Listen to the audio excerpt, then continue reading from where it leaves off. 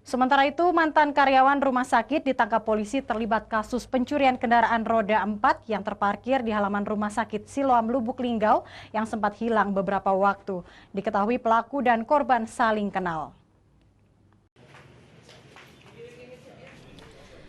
Tim Acan Satreskrim Polres Lubuk Linggau menangkap seorang tersangka berinisial BS, pelaku pencurian kendaraan roda 4 milik salah satu perawat rumah sakit Siloam Silampari, Kota Lubuk Linggau. Kasus pencurian ini sebelumnya terjadi pada tanggal 3 Februari 2023 lalu, di mana saat itu kunci mobil milik korban terjatuh dari dalam tas saat berada di sebuah area parkiran rumah sakit. Pengakuan tersangka di hadapan polisi sudah saling mengenal dengan korban, bahkan pelaku dulunya merupakan mantan karyawan rumah sakit Siloam yang sudah mengundurkan diri.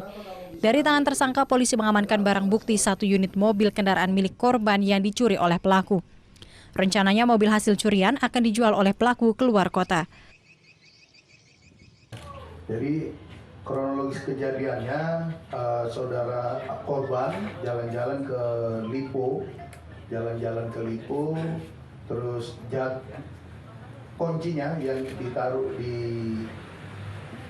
tas ini jatuh terus diketemukan oleh saudara BS ini. Kemudian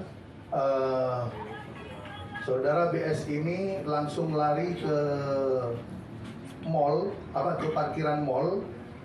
Saudara BS ini juga pengunjung mall, salah satu mall di Lubuk Linggau. Pria yang baru menikah ini terpaksa harus mendekam di sel tahanan Polres Lubuk Linggau dan terancam hukuman 7 tahun penjara.